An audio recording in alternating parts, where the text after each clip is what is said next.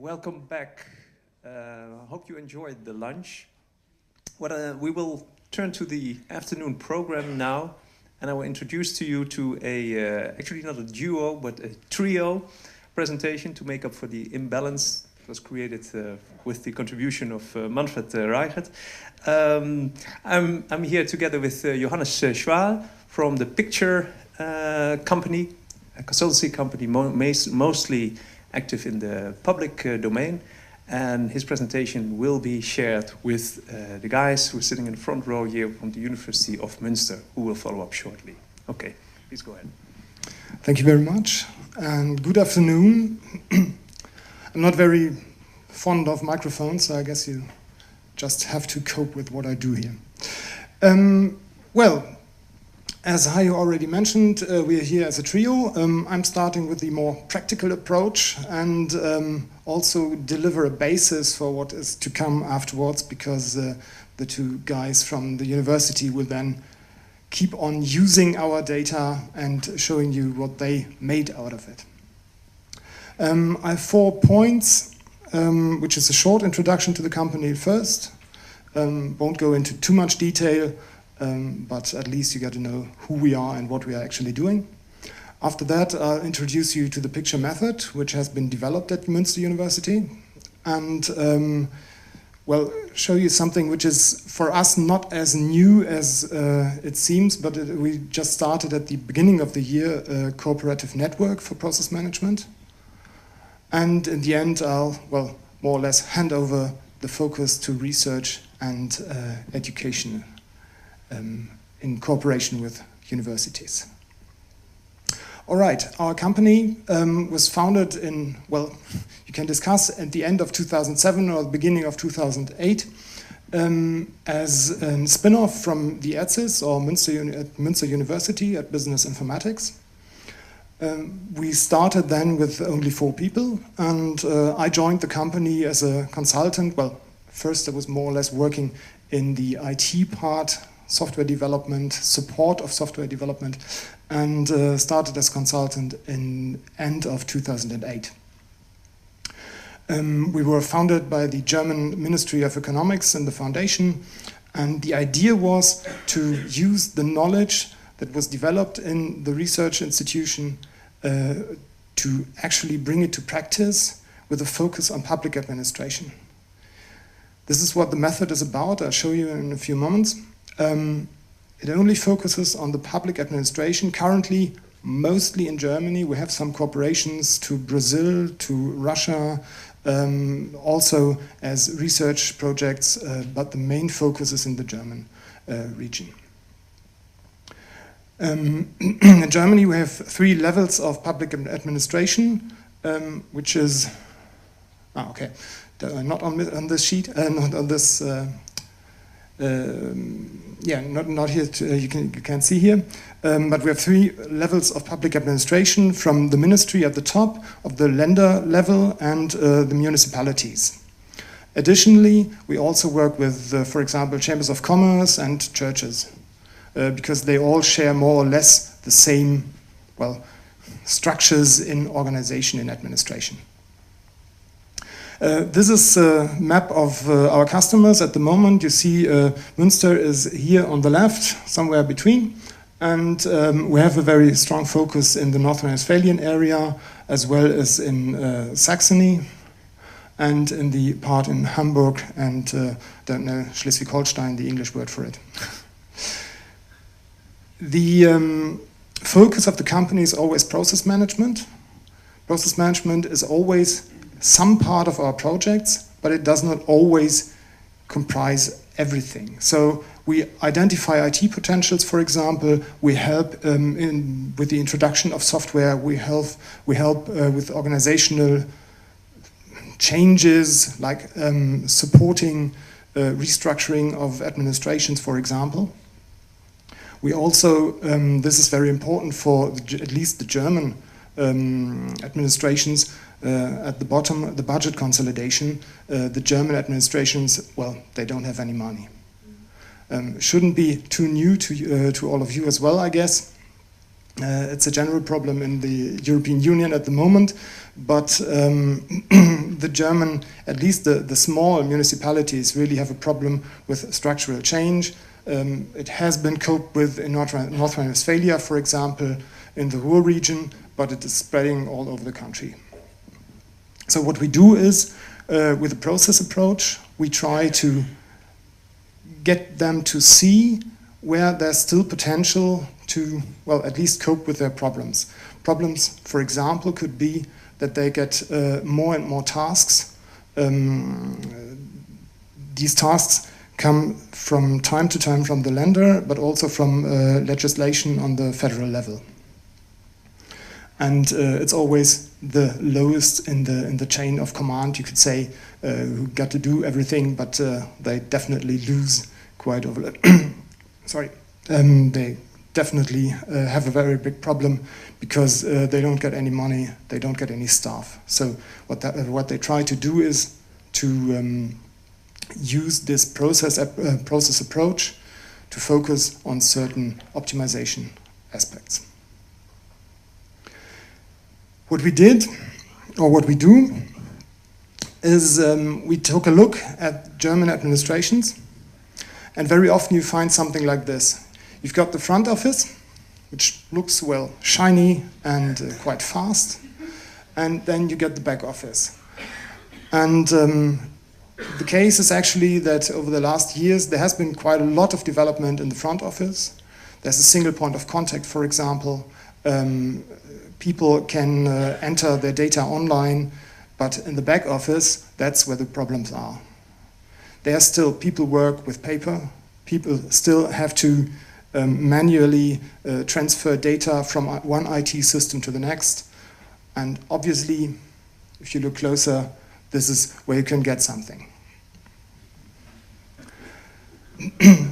So our focus is mainly in the back office of administrations, but not entirely, of course.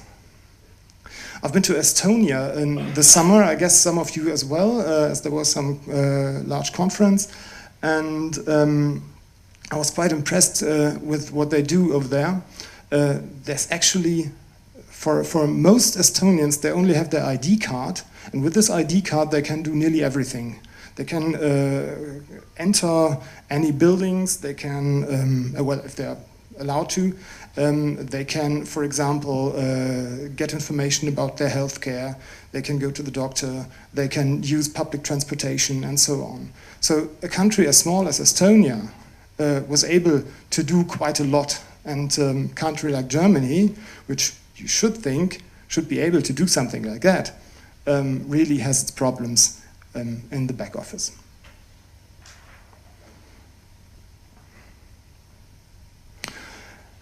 The picture company focuses on 4 aspects. One is the method, which I will tell you a little bit about. Then we've got this process platform. It's a software, so we're also kind of a software company. We have content, which has been created in several projects over the last few years. And we have a qualification aspect. That is, it's very important for us not to keep the knowledge to ourselves, but to give it to our customers. Kind of a multiplier approach. The software itself is quite simple and it uses building blocks, you'll see. The platform makes the use of these processes that are modeled with the method, well, approachable, usable actually. And the content is the knowledge that has been created during the projects with our work and with our customers. So the method itself uses a 3-level approach. Not too difficult, of course. We usually start with a process landscape or process map. And that is, I don't know if you're familiar with a process map like that. We use it to get another view at the administration. Administrations usually are very, very focused on their organization, on their hierarchical levels. And introducing something like a process map, I can show you an image, if this works. Yeah, gives the possibility to let the people, well, take a step back and take another look at their administration, at their organization. This way, they see things they didn't see earlier. For example, we were working with an IT consultancy, an internal IT consultancy from a large German municipality. And they told us, well, we have all our processes are mapped, no problem, we know them all by heart. Well, obviously, they were right, they had to be, they knew what they were doing. Then we started drawing a map like this, and they started putting their processes in the aspects. This is the ITIL framework, perhaps you know it, and they put, I don't know, 4 processes here, 7 there, 3 there, but in the end, most of these elements were still empty. So either they weren't really doing ITIL, which is what they said they would be doing, or they didn't have all their processes mapped. So this got them thinking. This is the first approach usually when we start working with processes with public administration. What we then do is, within a project, we, well, get to know the customer, of course, but we try to find out what they really need. They always have some kind of agenda. Normally it's not that clear, but coming from a consultancy, you have seen several things in projects and you can usually guide them to find their goal, the element they want to really reach. And using a process map like this, you can then select elements. For example, saying you want to be better in quality assurance for customer products, or you want to focus on internal elements or so. So depending on their goal, we select 1, 2, or 3 elements from a map like this, and the next step, start to create a list of processes that actually is there. Always have to press twice. How do we do that? We focus on documents, we talk to some people, but we try not to involve people too much. The first step is always to gather information from all the different sources, like the web, like some kind of a product list, like their general organizational structure and things like that. We try to get these elements we are focusing on and create a basic list of processes. Of course, having done, I don't know, 100, 150 projects in public administration, we already have lists. These help, and well, we use them as a basis for our new lists. We then add to this list some information on the processes, which is definitely a short description, and which is normally at least the number of times the process is done per year. So some very, very basic information just to get the process in its context, you could say. These processes, I go back one step, then are mapped to elements in a map like this. And in the next step, we really have an interview with guys from the administration, usually not the workers who actually do the processes, but some kind of upper level management who knows the area of the processes. With these guys in these interviews, which take normally about 2 hours for, I would say, 60 to 80 processes per organizational element in an administration, the result of this interview is that we have a quality-approved list of processes, and these lists then can be added to again. This is step 3 here. We give the list to the interviewed people, and they add additional information. This information, which can be added then, is project dependent.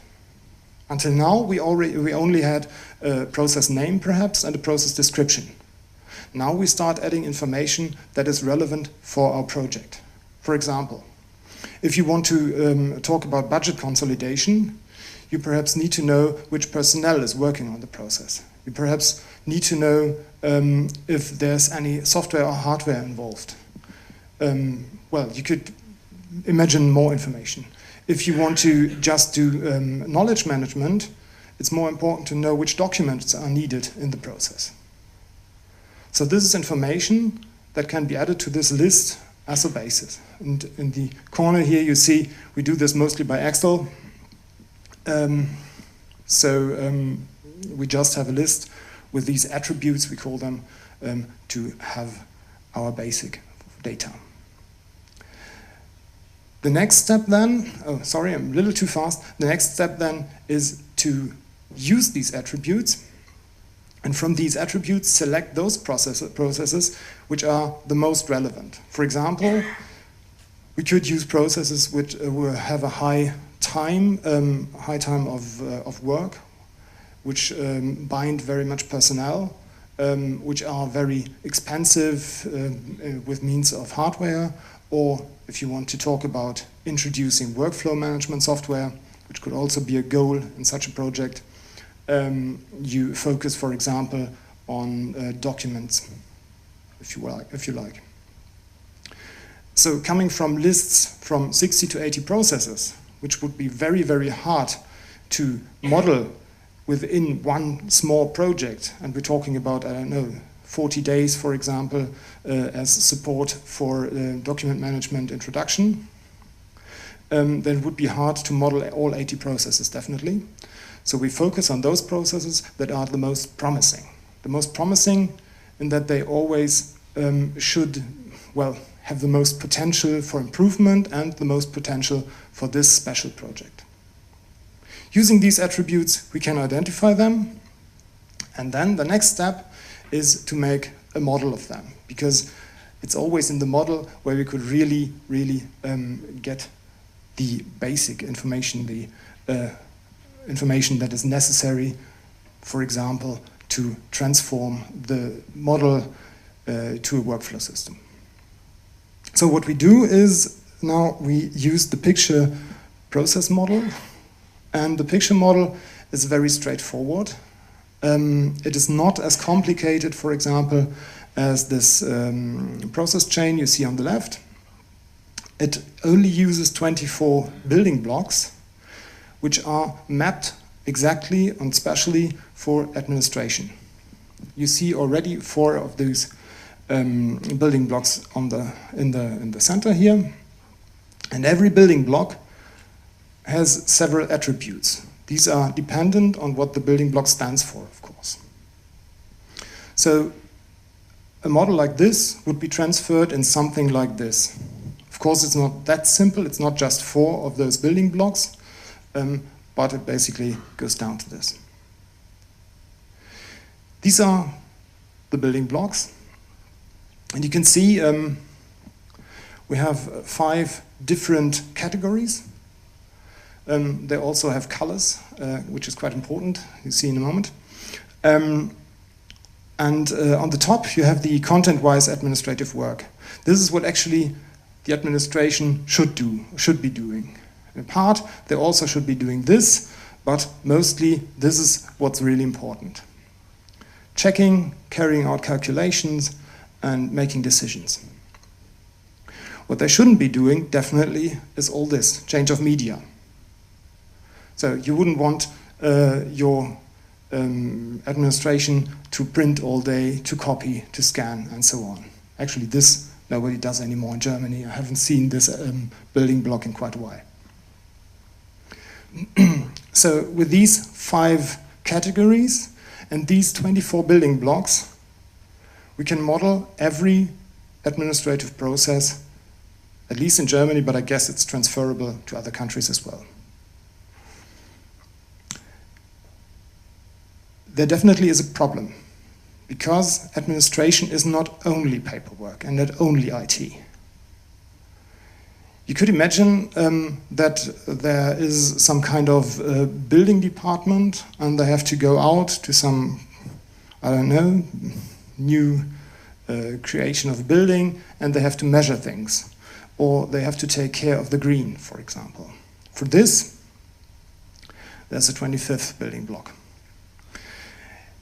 It's called special activity, and you see it's a little bit green, and it's a little bit difficult. You can imagine, now when all of you created one process, or modeled one process with these building blocks, you are very, very strictly forced to only use these building blocks. So there's not much deviation possible. I can assure you from quite a lot of experiments with students, we always give them tasks to model processes with our building blocks, and the models are not exactly the same, but it's always the same structure. It's only the discussion when they see the building blocks for the first time. Is it now edit, or where is it? Edit document, information, register. Oh, there's an error. It should be edit. Edit document information, or is it, for example, sign or so? There's a definition behind these building blocks. Of course, when you see them for the first time, it's a little bit difficult to see a difference. Also for check formally, check contents, you always have a little discussion there. But in the end, all those models are more or less the same. And thus, they are quite comparable. You can imagine if you have 2 or 3 administrations model their processes like this, they can put them together, put them next to each other, and then see the difference very quickly. Now, having this special activity, this is a problem, or could be a problem, because this one is very open. What could be a special activity? I'm not sure. Could be nearly everything. I told you already about measuring some kind of area or so, but you could also imagine that someone has to, I don't know, always move his desk around. You could model it with that. Not exactly administrative business, but it might be necessary in one or the other administrative process. So you should try not to use this very often, because this is where comparability ends, definitely. Until then, comparing shouldn't be a problem. And well, here's a short overview about what the picture method is good for. It's quite understandable. Go back. I'm quite sure all of you know what might be more or less behind all those elements. There wouldn't be too much of a discussion. I told you there might be some, but it's more or less understandable. And if you're in administration, you definitely know what it means to register or to receive a document or whatever. That's just typical work. So you don't need any specialist to model a process like this. And we really can work quite fast. We have tested it several times, and it usually is faster than other methods, which does not mean that it's better than other methods, but it's faster at least. Well, it's easy to visualize. So having a model with these building blocks, I'll show you one in a moment, or at least parts of it. You at the first glance see what it's all about. You don't have to try to decipher those elements, because always, I go back again, you have those icons. You know, oh, it's a printer, I got to print something. So quite easy. And we have also learned that using building blocks like this, it's also not the method you're talking about. You give people those building blocks, and we don't only have them in our software, we have them on cards. You give them these building blocks, and they just start modeling their process. They don't discuss, oh, is it allowed to do it here, or do I have to represent it in another way or so. So, quite easy to approach, quite easy to comprehend. I also told you about comparability and consistency. You actually cannot create a wrong process model with these building blocks, because they all are allowed in any order. You might discuss in how much detail you want to do something. For example, it's typical to use the hierarchy in an administration, to always give something to your boss, and he again gives it to his boss, and they all have to take a look at it and have to sign it. You could also use those building blocks, I go back again, This would be send document or information, then you have inspect document, then the next one would send it again, inspect it again, send it again, inspect it again, and then it would go down again. So quite extensive. Okay. So you see it's quite comparable, it's quite consistent, and it's also reusable, and it's also analyzable. For the analyzing thing, I just want to show you some pictures, because this is something my colleagues will go into further detail. This is a short view onto our software, which is also produced in our company, which is, by the way, quite small. We are about 25 people. I'm not sure if I said that. Here you find everything I already showed you. It's a process landscape, process map, where you can select one or more elements, and these are used as filters. You can filter, for example, for the hierarchical structure, you can filter for product, for external participants, for software, and so on. And below, you've got the list of processes with first information about who is doing what, and so on. So this is the entry point for working with quite a lot of processes. And I told you there might be 60 to 80 processes in one organizational unit.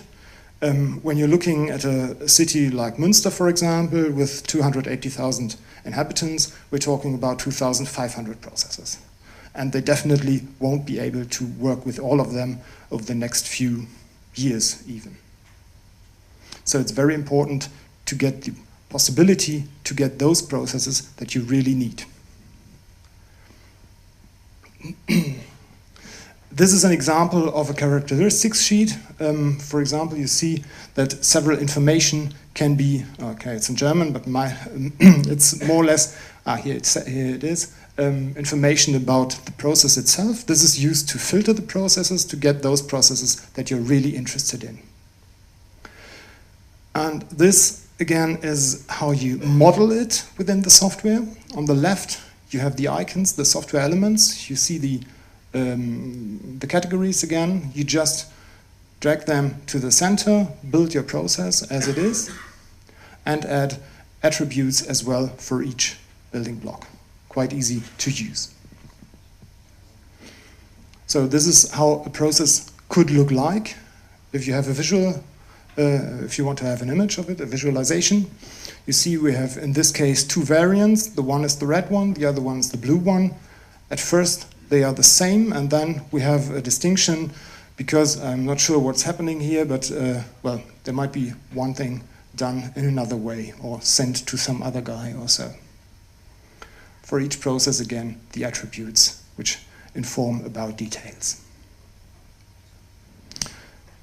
You have, as a simple means of analysis, the possibility to put processes next to each other, as you can see here.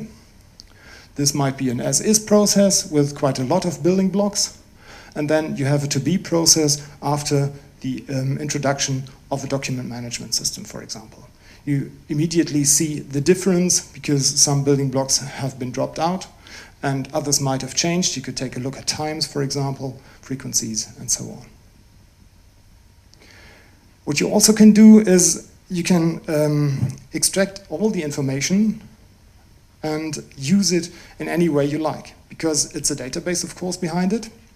And here, for example, we have taken a look at processes before a reorganization. And now you see the colors, the means of the colors again. We've seen those categories. On the left, the before case, there was quite a small part of this content-wise administrative work. After the reorganization, it was possible to focus a little, at least some more time on this administrative work, and, for example, change of media and information flows could have been reduced. So this is one aspect of how to use the data, with this special focus on administration, definitely. And there also is this reporting engine we have, which is able to, well, put out everything that is there for the to an Excel sheet and reuse it. You could add new reports and work on the data as well, of course. How to do that? I guess the time is up more or less, or at least how to use some of our data. You will now hear from Michael Reckers.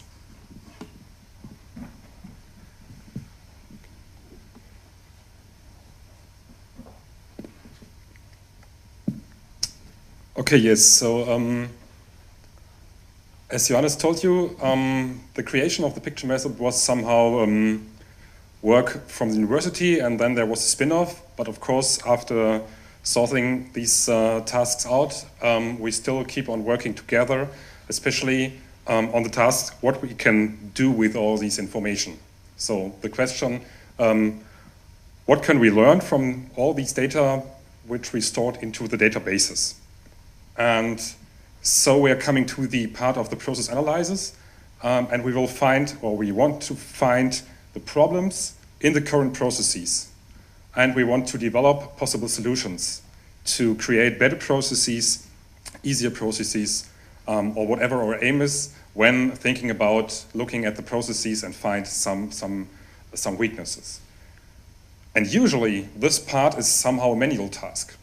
So the usual way is to take the processes. We tomorrow in the morning learned about process maps with I think it was 5 meters large, or what was it? Maybe bigger than, and so on. And it's really hard to capture in these information what is the real problem, where's the problem, and is it a problem only in one of our models, or is it a problem in all of our models, in the complete landscape, or whatever. And doing all these stuff manually is really hard work and not really possible, or not really what we can do in a certain time frame. And so it's the question, how can we perform these stuff of looking for improvements somehow supported by automatic ways, by automatic algorithms. And so we try to find some mechanisms to foster these aspects of analysis, to find these points in the processes we want to improve rather semi or rather automatically. And for this, we use the framework, which comes from the Dutch, from the Netherlands, to think about what could be improvements and how we can find them in our models. So what we asked after we created these methodology and gave them to the practitioners, what weakness patterns, so we call these structures we want to search for in the models. What can weakness patterns provide some analysis techniques to directly support the detection of these weaknesses in our business process diagrams? So these weakness patterns are typical weaknesses in the processes, like media breaks, like work where people do the same things twice or a certain time, and so on.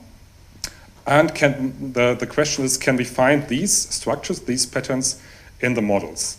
We did this in these special case, in this special environment, so for the picture models in the area of the public administration. And as Johannes told you, there are many processes, but we took one of the projects out of it with about 32 processes, which are documented, which were captured by interviews and put into the database. And afterwards, we wanted to find out how we can find the weaknesses, which are documented in the interviews, within the database. And so we classified the recorded files and searched for all these problems in the files, like if there's a problem with the information system, if there's a problem with data, with the quality of data, and so on. And within these 33 interviews for the processes, we find at least 81 weaknesses, which are somehow put down in the transcripts of the interviews. And we try to structure them using a framework. And afterwards, we want to find these weaknesses in the database.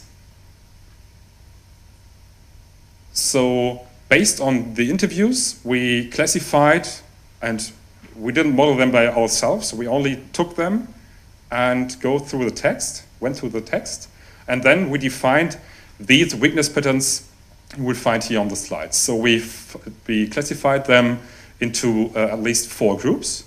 And these are patterns like non-productive activities, like requests causing consultancies by the officials in the public administrations and so on.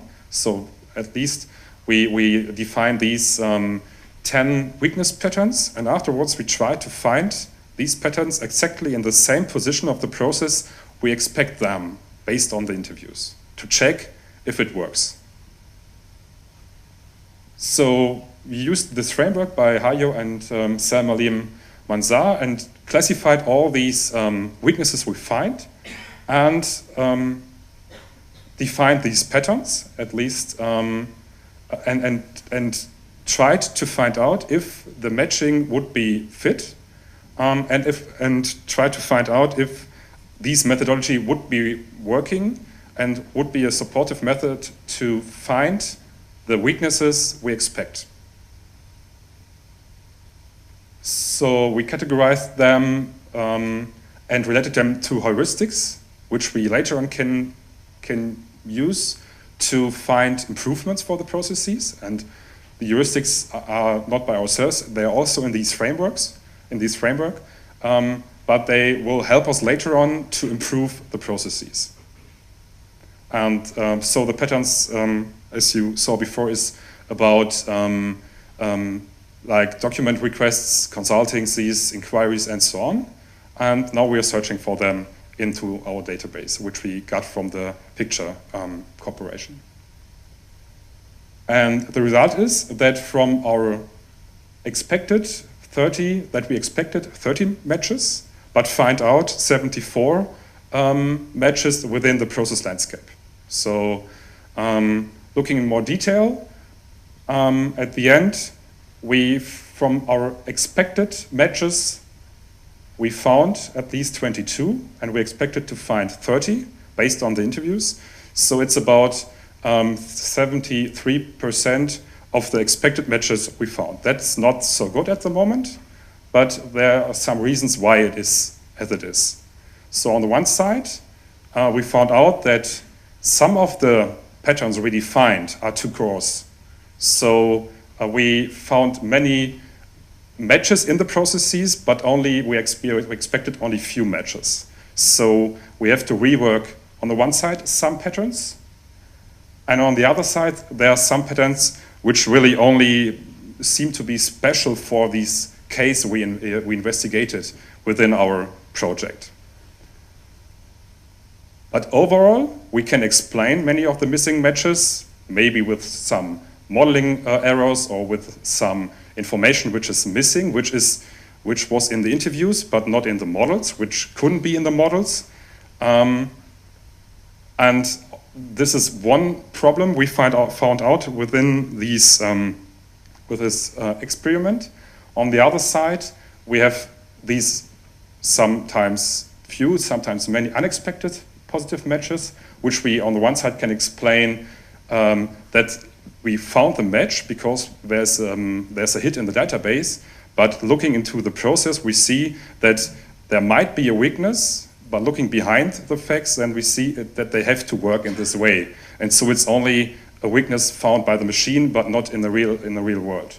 And on the other side, that we have some rework, that we have to do some rework for the patterns because they're too gross, and we have to refine them a little bit and give them more options and describe them a little bit more in detail. But overall, for the first try to find a set of weakness patterns which we can use for support these analyses, we think that it was a good starting point, which we're doing together with the cooperation, and which we want to refine in the next steps. We want to refine these patterns, but we think it's one possible way to do that, to use such patterns in combination with these building blocks to support the analysis of the process landscape, especially if we are dealing with really many processes in our database, and not only with 30 or 40, but with hundreds of processes, because we cannot investigate all these processes manually. We have to use some supportive actions and some supportive algorithms to find the positions which we have to go into more detail to improve the processes. And this is one possible way to use these process landscape to investigate and to improve the processes, somehow with automatic support. And a second way to do that will be explained by my colleague. Thank you very much, Michael. I would like to give you a little insight in what we are doing at the moment with Picture in a research project concerning business process compliance management. In business process compliance management, we always try to analyze processes whether or not they comply with legal regulations or even internal regulations. We did this in the banking industry. We worked together with an IT service provider for banks. That IT service provider liked to improve its business processes in order to comply with these legal regulations. There is a variant of Picture which is specially tailored for the banking industry, and we used this variant within the project.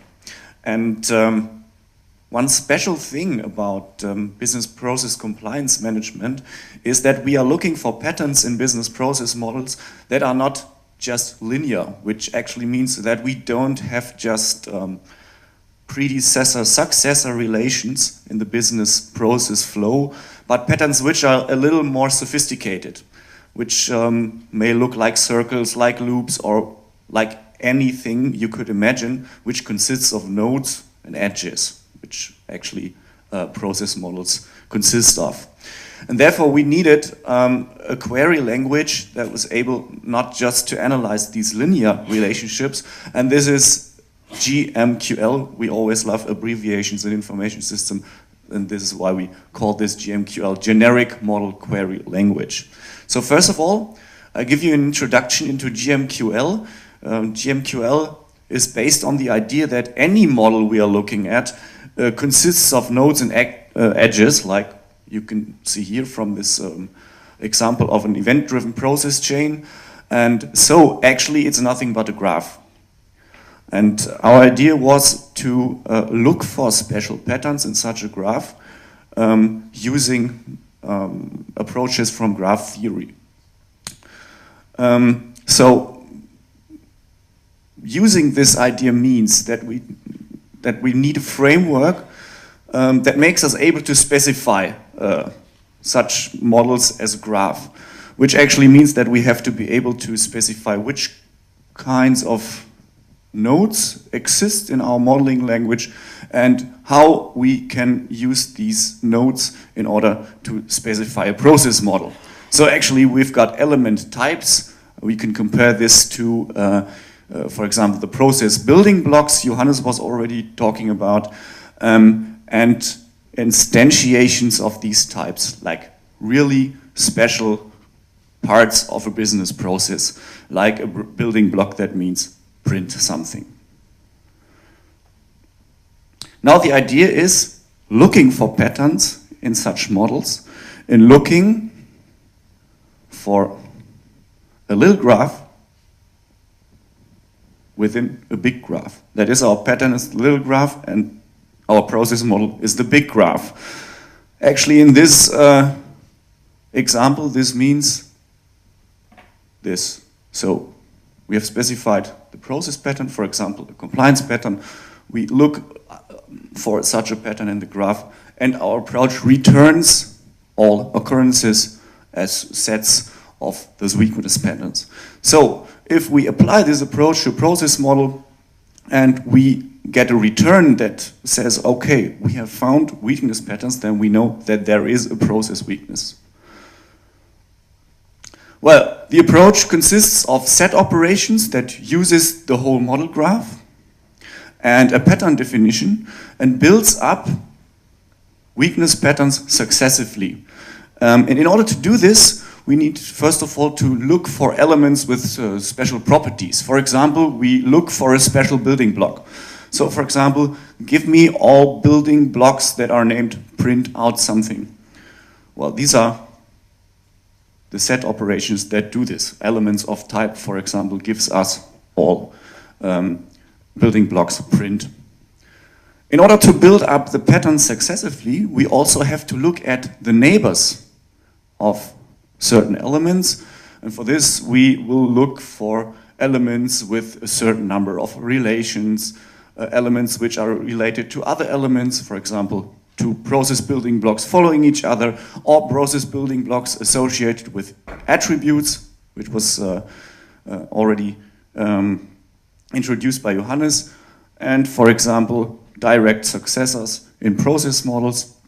And as we do not only have direct relationships between process elements, but also something like paths and loops, we have specified another category of functions that allow us to search even for paths or for loops, or even for those paths or loops that may contain special elements in order to comply with a compliance pattern, or even which are not allowed to contain special elements.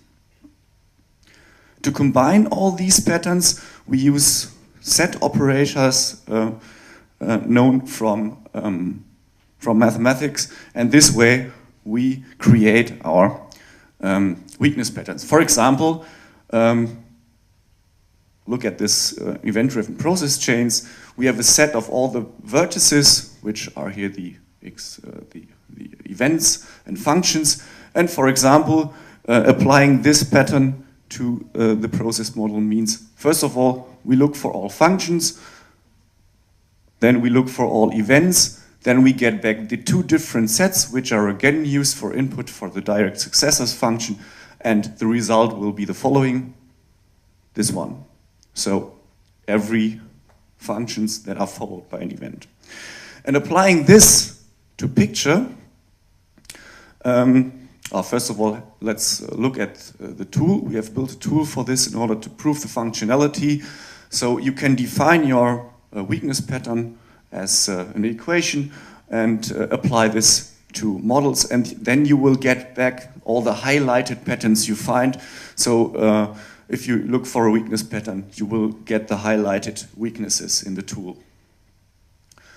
Concerning performance, we are about 1 millisecond to some 40, 60, 70 milliseconds.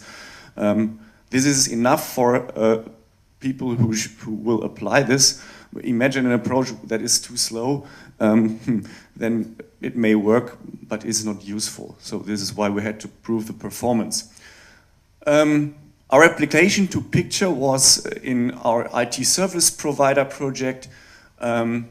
We defined some process models with picture. Then we derived compliance patterns from the experiences from the IT service provider. Then we applied the compliance pattern to the process models. And for example, this could look like this. This is an example picture process of the selling and consulting process in a bank. Then there is a compliance rule that we could call obligation of documentation delivery. That is, in German law, it is required to hand out a legal document after the consultancy process of a loan application before you can perform the transaction. Well, and this pattern looks in GMQL like this. We look for a path that is that comes from a consultation activity which ends in a transaction activity. And of course, between the consulting activity and the transaction activity, there has to be another activity that means hand out a legal document. If this document is not found, then we have a compliance violation.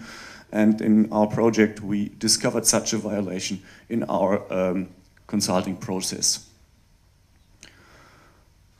Well, then we asked people working at the IT service provider whether or not this is useful. And as you can see from the diagram here, so the writer, the better. They thought, okay, this is useful, but at some points here, especially ease of use, we still have some problem. You could imagine giving such an equation-based query approach to a practitioner might cause some problems. And this brings us to the limitations. First of all, it's a little complicated to specify the patterns. Second, it's a build time approach, which means we just can analyze process models and not running processes. Of course,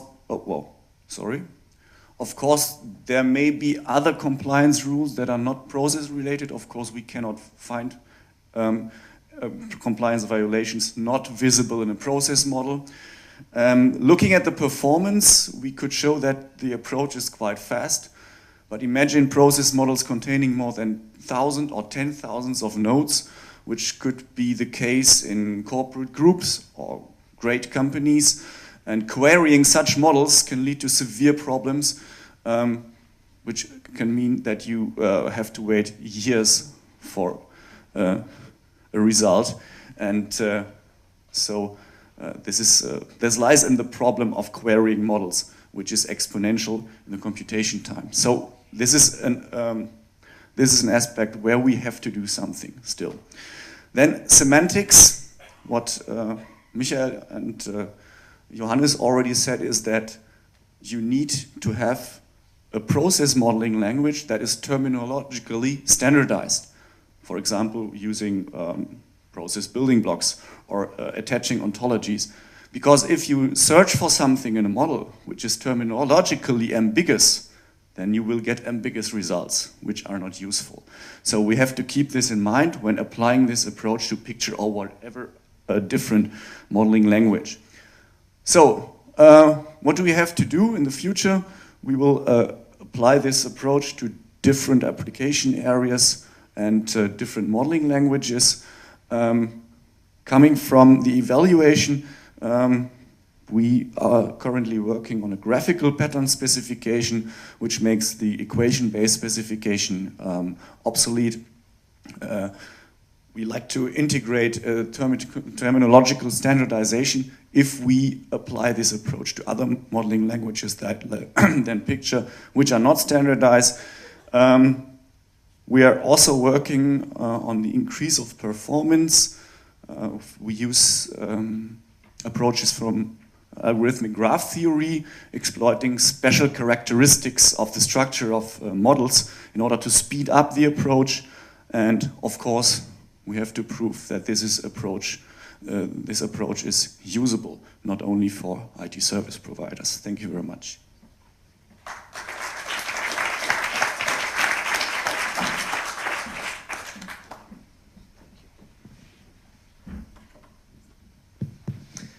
All right. We go to the next talk in this part. It's a talk that will be given by two ladies, two doctors even, including a medical doctor. It's my pleasure to introduce you to Stefanie Rinderle-Ma, who is working for the University of Vienna, and Stefanie Weber, who's a doctor in the Medical University of Vienna. Yeah, thank you very much, Hayo.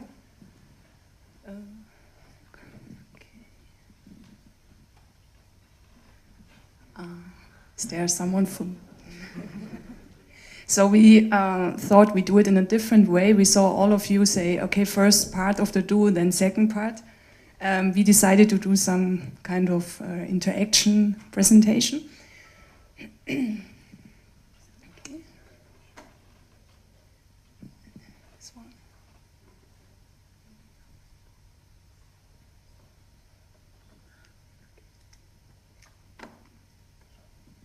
Right.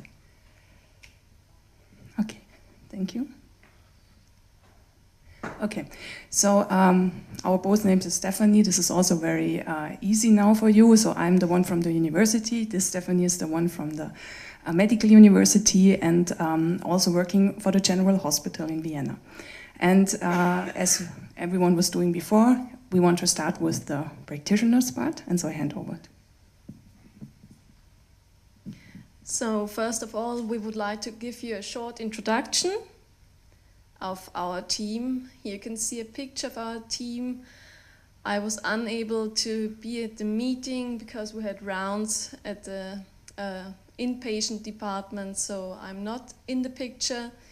But as you can see, we are, I would say, a small group consisting of experts in medicine. Formerly, we are dermatologists. Then we have the experts of biostatistics, we have experts in process mining, and we have experts in hospital information systems. And we are a cluster project named Evidence-Based Medicine Compliance Cluster, and we are members of the University of Vienna and members of the Medical University of Vienna. So the cluster was founded, I think, 1 year ago or 1.5 years ago as a joint project by the University of Vienna and the Medical University of Vienna. And the aim was to combine the knowledge of all participating members and their domains, and to investigate process-oriented views of treatment and follow-up processes of patients with skin cancer. So why did we use skin cancer as a pilot project? First of all, it's a global major health problem, and the incidence of skin cancer is worldwide increasing. Furthermore, there are clinically validated and evidence-based guidelines and practice guidelines available. So, short introduction to skin cancer. We have two groups, the non-melanoma skin cancer, which is the most common cancer among the Caucasian populations. Major forms are basal cell carcinoma and squamous cell carcinoma, and it's usually located on the skin that's exposed to sunlight or other UV radiation. Other risk factors are sunburns, mainly in children, light-colored or freckled skin. For BCCs, we have also the exposure to arsenic, then the family history and genetics like the Gold-Scoring syndrome, where patients have a huge number of basal cell carcinomas on the whole body. Just a few pictures so that you get an expression. These are two basal cell carcinomas, mainly located on nose or head or scalp. Here we have the squamous cell carcinoma on the ear and on the lips. Mainly older people are affected. The second big group is the group of the malignant melanoma, which is accounting for about 5% of all skin cancer cases, so it's just a small number, but it's the most dangerous form of skin malignancy, causing about 90% of skin cancer mortality. So it's crucial to detect it at an early stage, because otherwise it has a high tendency to metastasize to other parts of the body. So risk factors again are UV radiation, sunburns in early childhood, light-colored or freckled skin, family history, and multiple nevi on the whole body. So again, few pictures. We have a nodular melanoma. I think this is the pointer. Most common type of malignant melanoma. We have the superficial spreading melanoma. Often melanomas are on the acres, like the toes. And we have here a small melanoma on the cheek of the face. So I told you before that the incidence is rising. What we do know is that from 1953 to 2002, the incidence in males increased from 1.5 to 12.8 per 100,000 inhabitants, and in women it's from 1.8 to 10.4. So here you can see recent trends in incidence. We can see incidence and mortality. Incidence in male population is slightly increasing, whereas in females it's much more increasing. Why is the incidence increasing? First of all, because we have another type of leisure behavior, like spending more time in the sun. And on the other hand, we have an increase in incidence because we have better systems to detect melanoma or other skin cancers at an early stage. On the other hand, mortality is slightly going down or steep going down because of the early detection of melanomas. So we can find them earlier, we can treat them earlier, and people survive. It was estimated that the annual increase in incidence ranges between 3 and 7% per year, so I think that's quite a high number. So now to give you an insight about the aims of our cluster. First of all, major aim is to develop a methodology for the process analysis of medical treatment processes, namely to identify existing treatment and follow-up processes and compare these processes with existing guidelines which you use in daily clinical practice. Furthermore, in Austria, we don't have any numbers, or we have numbers, but we don't know if they're really true, regarding cancer incidence and prevalence. So I think it would be great to get better numbers. Furthermore, aim is to evaluate the association of melanoma with other tumor entities, as we know from literature that melanoma is associated with, I don't know, pancreatic cancer or other melanomas of the body. Furthermore, to explore and develop specific processes for early cancer detection, e.g. by identifying incidence patterns of high-risk patient collectives. So to select these patients who have the high risk so that they won't develop any form of skin cancer. And to determine effective and cost-saving follow-up strategies conditional on a variety of treatment protocols. Furthermore, big aim is to define a data structure that allows us to formally integrate different data sources with different structures and contents, which we will show you later in the PT-Doc application.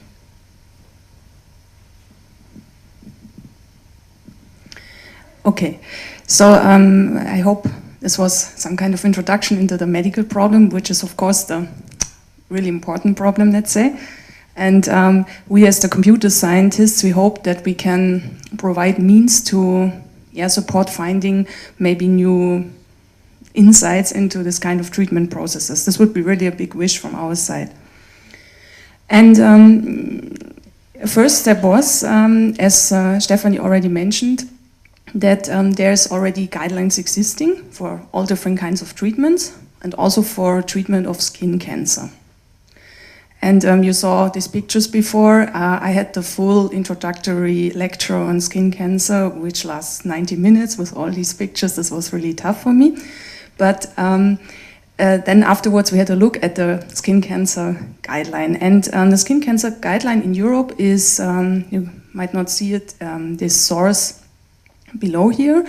It's around 20 pages document describing what specialists on skin cancer treatment in Europe agreed on to be a general guideline for treatment. And as often, I mean, I've been working maybe not so much on process mining, but a lot of compliance and process flexibility so far. What we encountered a lot in practice is that compliance is a very important point, and we have heard it many times today. But it's not so easy to, first of all, come up with relevant compliance rules, guidelines, regulations, and so on, in a form that we can check processes afterwards. So we had in this morning a very nice talk also where all these languages on the medical side like GLIF, ASPRO, and so on have been developed to formalize guidelines. And very much aligned with this talk, we decided for using BPMN to formalize the guideline. Why did we choose BPMN? We will come from the other side, so we don't want to provide, let's say, to derive treatment processes from this guideline, but we want to come bottom up from the real world processes and to compare them with the guideline. So BPMN was at hand because it's already very much like the process structure afterwards. And you can see one part of the guideline here. It's only one fragment. It's the aftercare phase of the treatment process. And still you can see there are a lot of sub-processes. And basically in the aftercare, I hope I say it right, please correct me if I'm wrong, but if you are a skin cancer patient, you are more or less for the rest of your life a skin cancer patient, so you have to come up for checkups every once in a while, and this depends on, for example, which stage patient you are. And from a computer science point of view, or from the process point of view, we found this guideline very interesting, because first of all, it referred to many aspects of a process. As we heard before, the constraints are often related to parts of the process structure, for example, certain activities. Activities in this treatment process are mostly the treatments or the diagnosis activities. But not only this, but also to time. So for example, here you have constraints on how often you should see the doctor and in which time periods, and also to the data. So depending, for example, on the stage, you have to do a certain activity. And what we also found out when analyzing this guideline is that it's a guideline, so it's different from a law or a regulation, because a guideline is more of a guiding or suggesting nature, and this has different reasons. First of all, it's also a compromise, which the specialist agreed on, and second of all, it leaves room, of course, for the doctor, for the practitioner to decide what to do. And what is now interesting for us is what we want to analyze is, compared to this guideline, how do the real world processes look like? Yeah? They can vary, they can even vary and comply to the guideline, but we also want to find out when the doctors deviate from the guideline. So overall, we want to do the different way around than the talk in the morning. As far, and hopefully I got it right, the talk in the morning said, okay, we want to support the doctors in the treatment by planning approaches, so come with the guideline and then support them in defining the processes. We want to come like bottom up, come from the data sources, and we will have a closer look at the data sources that we have at hand later on. And then try, and this is a huge problem. I also like the talk on Eventify a lot because this could be also used here. However, we have maybe a even more complex setting because we have completely different data sources that have to be integrated first, and then it's a good question where you do the integration. Are you doing it directly in the process-oriented format or even before? But if you succeed with that, we try to derive the real-world treatment processes, also applying process mining techniques, and then try to find out how these real-world processes fit to the guideline. And particularly what is interesting for us, and this might be also a novel aspect from a conceptual point of view, is to see when do these processes deviate and why do they deviate. So the data, particularly decision data, is of high importance for us. Yes, and this slide I inserted this morning when I heard all the other talks because first of all I didn't want to point too much to projects we have done, but as everyone else was doing this, we have been working in this compliance area for more than 7 years now, and we address all kinds of the life cycle, not only build time but also monitoring and change. So we are very confident that with this all these results and techniques we have developed, that we can, if we find out about the processes, that we can come up with results here. So we could do even real-time monitoring of the treatment processes and see when violations or deviations from the guideline occur and even why they occur. So this is already possible. You see the prototype here. This was a project called C-Flows. And this is providing like the background, the fundamentals for this project.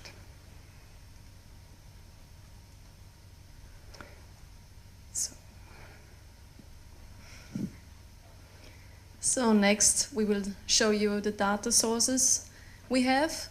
First of all, we have a stage 4 melanoma database. Stage 4 means that patients have a melanoma that has already spread to other organs. So we have a metastatic disease.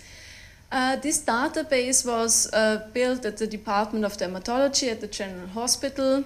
It contains data of, I think, nearly 400 patients who had a melanoma and during the course of the disease developed a metastatic melanoma. So we have here the basic medical information on the melanoma and the treatments the patients received. Usually a patient won't get only one treatment. Often I think they have more than 3 or 4 treatments as the metastatic disease is associated with a high mortality. So we try to give them every option we have. And as well we have information about the follow-up treatments the patients received. Major objectives of this database were the progress of patients with melanoma, the median survival rate and the influence of the different treatment options on survival. Then we have data from the Austrian Social Security Institution. They are called GAP-DRG, mainly data of patients from hospitalization, but data from patients containing the treatments they received at GPs. We know which medications they received, but it's important we don't know what patients receive in hospital. So here in this database we only know what patients receive at pharmacies, because in Austria we don't document what patients receive in a hospital. Then it's used for accounting and billing. These are the major objectives of this database. And data, I think, are coded in 3 different languages which physicians use. It's the ICD-10 code, which describes the disease the patient has. Then we have the MEL code, which defines which treatments the patient received in hospital, and we have the ATC codes, which describes the medications. Recently we gathered new data sources which we would like to mention. It's the data from the Austrian Cancer Register database called Statistik Austria. It's a cancer registry of Austrian citizens. It are cancer report forms. They are paper-based, so we hope that soon it will be able to fill them out electronically. And reporting units are hospitals and pathology institutes. So when a patient has skin cancer, the hospital has to fill out this paper-based form and send it to Statistik Austria. Reporting is mandatory in Austria, nevertheless, as it is a paper-based form, physicians don't do it. And major objectives are incidence, prevalence, morbidity and mortality of all different kinds of diseases. So it's not just a cancer registry, we have all kinds of diseases in Statistik Austria. And further major objective is the geographical distribution of different diseases. Then we have the Japanese Cancer Register database, which we derived from a cooperation with Professor Kawano from Japan. Mainly the form is similar to the Austrian Cancer Registry. Unfortunately, we are not able to present you data from Statistik Austria and the Japanese Cancer Register, as we obtained the data, I think, 1 or 2 months ago. So we are still in progress, I would say.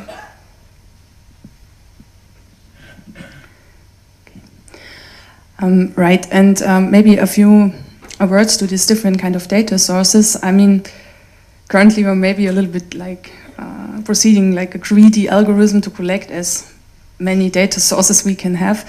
But the point is, and it's also like what this slide is saying, that none of them provides the complete information, let's say.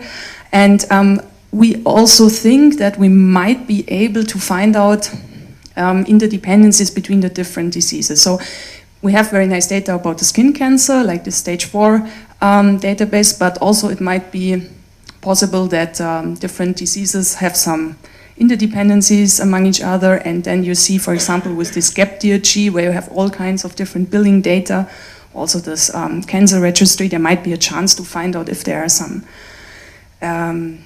interrelations. Okay, in the following we want to focus on the two data sources we know a bit more about, and this is the stage 4 database and gap DRG. So let me repeat the aim. What we wanted to do is to see how do our real-world processes look like, and then compare it to the guideline and find out about deviations and reasons for deviations. So also in the talk this morning it was mentioned that first of all, to be able to do process mining, we need some kind of temporal or time-related data to know about the order in which activities happened. And second of all, if we want to find out, for example, why physicians took a certain path in their treatment, we also need to know about the decision basis, or what we call the routing data. So based on which parameters, for example, a certain decision was made. When we had a closer look here at the two databases, we found that the stage 4 database, for example, is very rich of routing data. So there's a lot of parameters documented, but unfortunately it doesn't contain, or not no time-related data, but very few time-related data. On the other hand side, this gap DRG database, it's very full when it comes to time-related data, but does not contain too much of routing data. So really have the need to integrate these data sources to be really able to have some meaningful results afterwards. Right. So what did we find out now? We tried to really do it, and it was not so easy. As always, if you do something in reality, I think this was also one major message of most of the talks here. And we really tried to work really hard together, let's say, so really have some exchange between the practitioners and the scientists. And therefore, we first dig deeper into this stage 4 melanoma database, because it's also collected at our partner site. And then we saw, okay, even if we try very hard and use Eventifier and so on, we will not come up with a meaningful result in the process mining, because it was this data source was not designed with any means of deriving processes afterwards. And when we see the reality in the hospital, sometimes even you have only handwritten documents that are scanned, and this is the data you have, and you can imagine it's very, very difficult to come up with something later on. And therefore we decided to go away and start to do an extension, like we wanted to enrich the database to, for example, cope with missing information, like the temporal information, and then process a recollection of the data with our experts. And maybe you can say a few words. So problems with the stage 4 melanoma database were mainly that we have, as mentioned before, a hospital information system with electronically based patient data, and as well we have paper-based patient data, which are on the one hand still in use, and on the other hand they are in the digital archive, so we have 3 different sources. Main problem of the stage 4 melanoma database was the missing temporal information or imprecise temporal information. So we know the patient had at one point the surgical excision of, let's say, a melanoma, but we don't know the exact date of it. We know it happened, but we don't know when, because on the one hand, the surgical excision was done not at the general hospital, so we don't know when it happened, or the information was lost in the transition from paper-based to hospital information system. So it's kind of difficult. So what we now did is trying to define data we need for process mining. So in the first attempt, I think we had 10 patients, which we will see later. And based on this 10 patients, we tried to find all the temporal information we can get. So we defined dates when specific examinations happened, like when was the MRI, when was the last CT, when was the last X-ray, I don't know. Because we don't have that in the stage 4 melanoma database, and it was mainly designed to evaluate the survival and outcome of stage 4 patients and not to do some kind of process analysis. And so we restated the data model we had. We took 10 patients to improve the data collection, and we developed a generic and process-oriented data structure to integrate these different data sources. Right. So, of course, you can say, okay, why don't you map everything directly into XCS or some process-oriented log format? For us, of course, this is a good way to do it, but due to the complexity and the heterogeneity of the data sources we had, we opted for first have integration format. This is still like then realized in the relational database, to also facilitate this recollection of the data, and to have already some kind of design. So this is an earlier model, we already refined it, that we can later on very easily map to some process-oriented log format like XCS. So we will show also later this is then really no problem anymore. And also we could, together with our medical experts, we could really, along this data model, we could proceed and recollect the information we needed. So this is the tool, the prototype, which we used for that. It's called PTDoc, and it's guiding the user in recollecting the missing information, and it's based on this data model we showed before. So it's, I don't know if it's usable or not, but you are using it, so it's maybe not that horrible. So you're really guided here, and also it's kind of giving you some kind of reminder what you might have missed in recollecting the data. And yeah, with that we, at least now for 10 patients, we know this is not too much, but as a pilot project it was showing some results we will come to in a moment. Yeah, and then of course it's very, very easy to map this to some process-oriented log format based on which you can apply all the process mining techniques available. I mean, this is a, I don't know, but I think it's a very important discussion point where you do this integration if you want to do a process-oriented analysis afterwards. So I like this eventifier idea a lot, and we also, of course, try to apply it. However, with this integration part, it's still important question where you particularly put the integration in.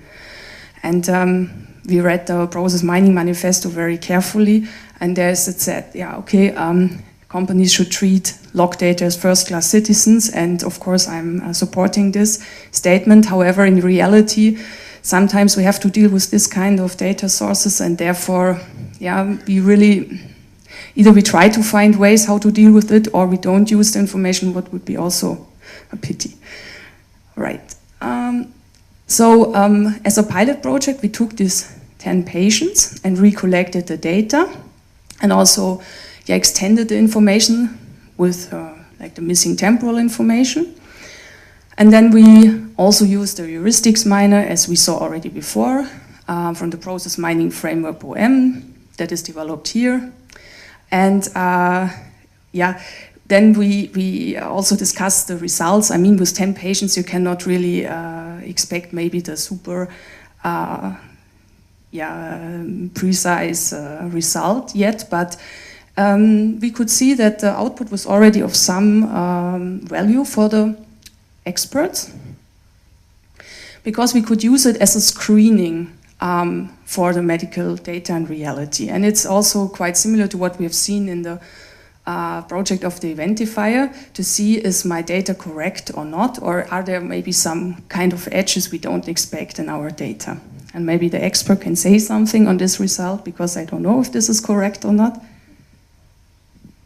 So what we see here is, at first we would like that the physician makes the medical history of a patient. So we have here the first medical history, and at the same time we have the excision of the melanoma. So this would mean that these two activities happen at the same time, but that's not true. So that's maybe problem with imprecise temporal information.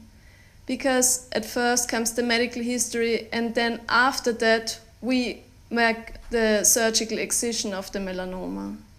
And what we see here is a second error. It's kind of a data error, and maybe as well kind of a error in temporal information, because as well here we have the excision of the melanoma. Then the next step is the histopathologic examination, so that we know if it's a melanoma or if it's a Niveau, so is it malignant or is it benign? And then in a later step, namely after the definite surgical excision or at the same time of the surgical excision, we have the sentinel lymph node radiology.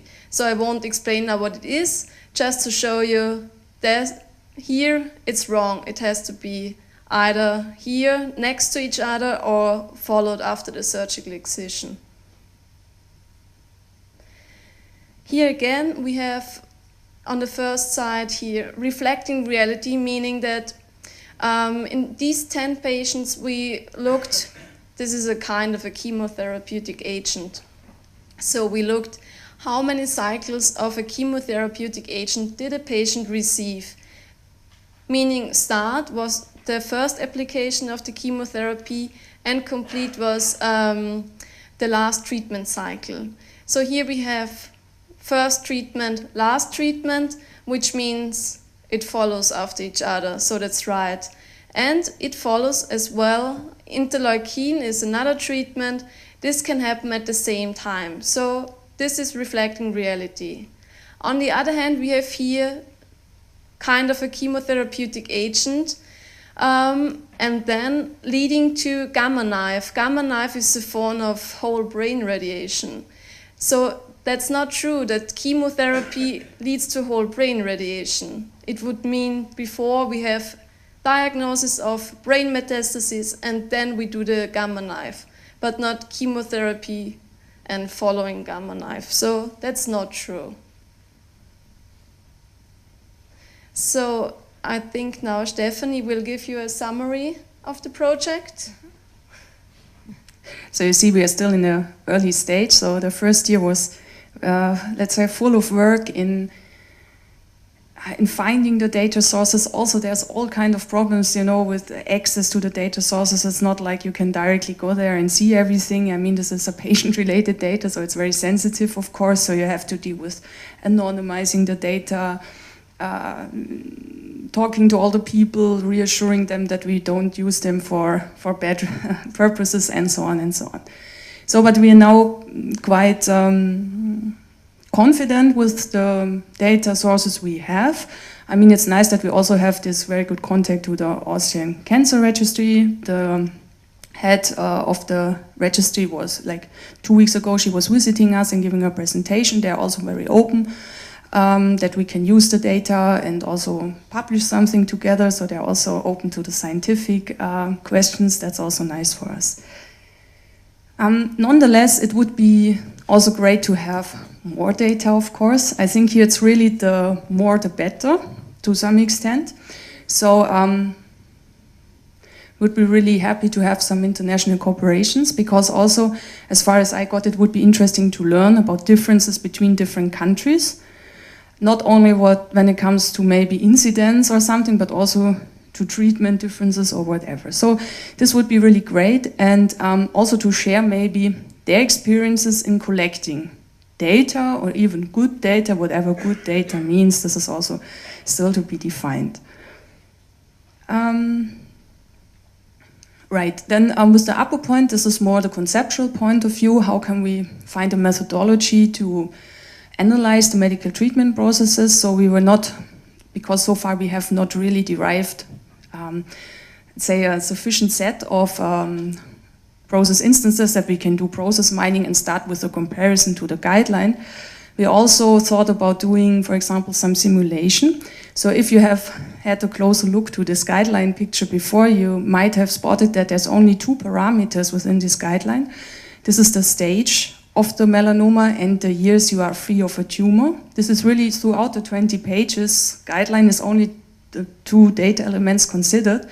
So we thought about simulating the guideline and including more parameters into the simulation that might have an influence. So for example, I don't know, exposure to sun or age or something. Okay, I'm not the expert, but we could think of some parameters and then compare them. And this might also bridge the time until we come up with real meaningful results from the process mining to start the comparison with the guideline. Okay, good. For our integration, I already said we opted for this integration model based on which we have this application, this PT-doc, to recollect data and also have then afterwards the chance to directly map to a process-oriented structure, log structure. And also we could think skin cancer as a pilot project. I think there are many reasons we should be caring about this topic because, incidence is rising, particularly for example for me. Yesterday Stefanie told me I'm type 1. This means I'm very much, since I have the light hair and light skin, I should take care of that. Every time we have a meeting with our experts from dermatology, I check myself because I know they they won't warn me if there's some spot or something on my skin. So we should really see that we can do something about it. Particularly, as a non-expert, I got that if it steps over a certain point, if you have let's say some stage already, then it's almost in every case it's a deadly disease. So I think we should spend a lot in preventing and finding out in a very early stage on this disease. So I think it's really of high importance to take care of that. But also on the other hand side, there are other chronic diseases. So you can think of diabetes or whatever, where this methodology could also be applied. Yeah, and this is the conclusion. This is the conclusion from the experts. So I want to hand over. So from a medical point of view, I would like to say that process mining promises to be a useful tool for auditing existing data on treatment processes, and this might help in future to facilitate that medical experts can easily follow the treatment of a patient using the offered process-oriented visualizations so that we can map the history of a patient and see what happens to the patient, and then are we going with the guideline or why are we going away from the guideline? So I think that are the major aims, and I'm really excited what will happen in future. Thanks for the audience.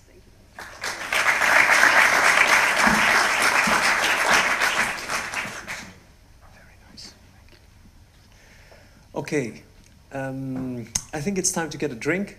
So let's take a full break and reconvene at 3:30 for the last part of the program.